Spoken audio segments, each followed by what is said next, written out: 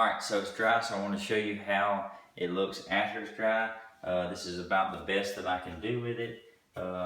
Still can see a lot of white in there because of the baldness on the front side.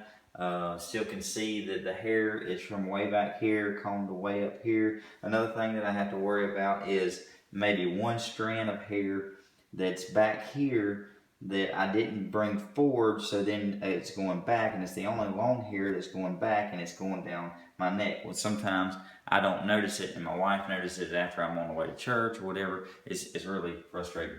But anyway, I've sprayed it now. It's done.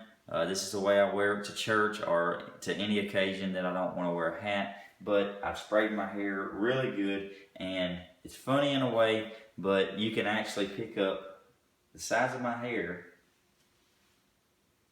and pull it up,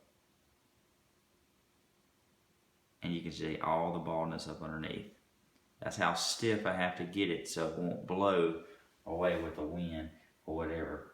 But you can, it almost looks like a toupee because of all the hair coming from the back side. So there it is, and I can let it go, and it almost falls back into place. But you move one piece of hair, and you're moving all the hair because it's all stuck together, because you have to do it that way or the winds can blow it. So that's kind of my rundown. That's how I style my hair. Anytime I get ready to go to church, any occasion I don't want to wear a hat, I have to do this. It's probably, the whole process is probably 20 minutes, 25 minutes to do it. Either that or I wear a hat, and pretty much wear a hat about 90% of the time.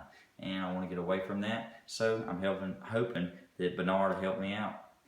Stick with me. We're going to have some more videos of as it gets closer, and of the whole thing of Bernard installing it, what it looks like after, and he's going to style it and everything else.